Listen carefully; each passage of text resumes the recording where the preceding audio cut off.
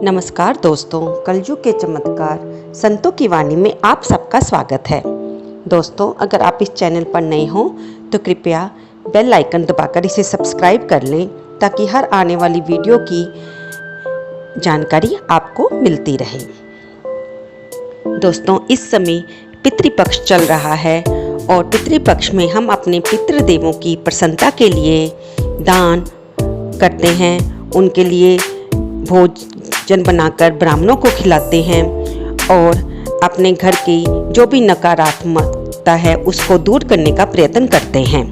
आज की इस वीडियो में हम पितृपक्ष में सुनी जाने वाली कहानी को सुनेंगे। ये बहुत ही पावन कहानी है और इसको सुनने से पुण्य की प्राप्ति होती है। इसे पितृपक्ष में सबको जरूर सुनना चाहिए, क्योंकि हमारे सनातन धर्म में, हमारी पुराणों के में लिखे अनुसार हमें पितृपक्ष में अपने घर के पूर्वजों का सत्कार करना चाहिए, उनको नमस्कार करना चाहिए। अपने माता पिता को जो कि इस लोक से चले गए हैं उनको याद करके उनके प्रति एहसानमंद होना चाहिए, क्योंकि आज हम जो कुछ भी हैं उन्हीं के द्वारा इस दुनिया में हमें जीवन की प्राप्ति हुई है और उनसे हमें प्रार्थना करनी चाहिए कि वे हमें आगे के लिए भी सुखी रहने का आशीर्वाद दें। दोस्तों, आइए सुनते हैं पितृपक्ष में सुनी जाने वाली ये पावन कहानी। शिप्रा नदी के किनारे मंगला नाम का एक गरीब किसान रहता था। वह अपनी पत्नी के साथ रहता था। जब उसके पिताजी जिंदा थे वे धनी लोगों में गिना जाता था। उसके पिताजी के देहांत के बाद मंगला पर तो जैसे दुखों का पहाड़ ही टूट पड़ा। घर की सुख समृद्धि धीरे धीरे जाने लगी। घर में दोनों पति पत्नी विचार करते कि दिन बर दिन घर के हालात खराब होते जा रहे हैं। पशुओं ने दूध देना बंद कर दिया है, फसल भी इतना ज़्यादा नहीं अन्न को उत्पन्न कर रही और जो पशु हैं वे भी धीरे धीरे घर से बाहर निकलते जा रहे हैं, चाहे वो बीमार हो रहे हैं या मर रहे हैं। उन्हें समझ नहीं आ रहा था कि इसका क्या कारण है। घर में खाने के भी लाले पड़ने लगे। इन सब दुखों को ऊपर उनको एक दुख और था कि उनके कोई संतान नहीं होती थी। जब भी संतान होती तो वह 2 महीने की या 4 महीने की होकर अकाल मृत्यु को प्राप्त हो जाती। अपने घर के हालातों से मंगला और उसकी पत्नी बहुत परेशान थे। एक दिन मंगला ने देखा कि उसके खेत में लगा पीपल का वृक्ष भी धीरे धीरे सूखने लग गया है। वह हैरान हो गया कि पीपल का वृक्ष तो इतनी जल्दी नहीं सूखता, यह क्या कारण है। वह और उसकी पत्नी इस पर आपस में सोच विचार कर रहे थे तो वहां पर एक साधु महात्मा आए। उन्होंने मंगला से भिक्षा मांगी तो मंगला की पत्नी अपने घर में आटा लेने चली गई और उसने वापस आकर आटे से भरा हुआ थाल महात्मा जी को दिया और तब महात्मा जी ने उन्हें आशीर्वाद दिया कि तुम्हारा कल्याण हो। जब मंगला और उनकी पत्नी ने ये सुना, वे तो आगे ही पहले से ही दुख से भरे हुए बैठे हुए थे, तो उन्होंने साधु महात्मा के चरण पकड़ लिए और अपने दुखों की कहानी उन्हें सुनाई। तब महात्मा ने उन पर कृपा करते हुए कहा कि देखो, तुमने इतने दुख में होते हुए भी मुझे भिक्षा दी है, इसलिए तुम्हारा अवश्य कल्याण होगा।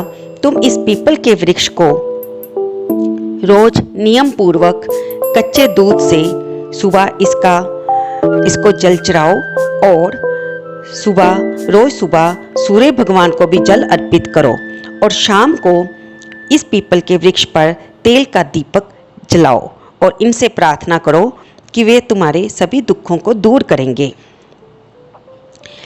ये याद रखना कि हफ्ते के 6 दिन तो इनको पूजा करनी है, लेकिन रविवार को इनको जल नहीं चढ़ाना। इतना कहकर साधु महात्मा वहाँ से चले गए। मंगला और उसकी पत्नी ने महात्मा के विचारों को सोचा और उन पर विश्वास किया। उन्हें तो जैसे अंधेरे में एक रोशनी की किरण मिल गई थी और उन्होंने आपस में फैसला किया कि वे महात्मा की इस बताई हुई बात का जरूर अनुसरण करेंगे और इसको नियम पूर्वक इस वचन को निभाएंगे। उस दिन के बाद से उन्होंने हर रोज़ 2 समय पीपल की पूजा करनी आरंभ कर दी। वे रोज़ सुबह कच्चे दूध पीपल की जड़ में चढ़ाते और शाम को तेल का दिया जलाते और सूर्य भगवान को भी जल अर्पित करते। कहते हैं ना कि कभी जब कोई सिद्ध महापुरुष हमें कोई नियम अपनाने को कहते हैं तो उस नियम को यदि हम श्रद्धापूर्वक करते हैं तो उसमें महात्मा की भी शक्ति होती है और वह नियम जरूर परिपूर्ण होता है और उसकी हमें फल की प्राप्ति होती है। मंगला और उसकी पत्नी के साथ भी यही हुआ। उन्होंने जैसे जैसे नियम पूर्वक अपना इस नियम का पालन किया तो धीरे धीरे उनके घर के हालात सुधरने लगे। खेत में फसल लहलाने लगी, पीपल का वृक्ष भी हरा भरा हो गया और जो पशु घर से भाग गए थे वे भी वापस आ गए और 1 साल के अंदर ही उनको संतान के सुख की भी प्राप्ति हुई। अब मंगला के घर की आर्थिक स्थिति सुधर गई थी और वह गांव के धनी लोगों में से गिना जाने लगा था। इसी तरह 1-2 साल बीत गए और मंगला ने देखा कि एक दिन उसे वही साधु महात्मा गांव में दिखे तो वह उन्हें श्रद्धापूर्वक प्रार्थना करके अपने घर ले आया और तब मंगला और उनकी पत्नी ने अपने बेटे के साथ उनके चरण छुए और उनके चरणों में बैठ के प्रार्थना की कि प्रभु आपकी कृपा से, आपके दिए हुए आशीर्वाद से आज हम सभी सुख, हमारा घर सभी सुख सुविधाओं से परिपूर्ण है। ये सब आप ही का दिया हुआ आशीर्वाद का फल है। तब साधु महात्मा ने उन्हें बताया कि आपके घर में पितृ दोष चल रहा था जिसके कारण आप इतने दुखों में से निकल रहे थे।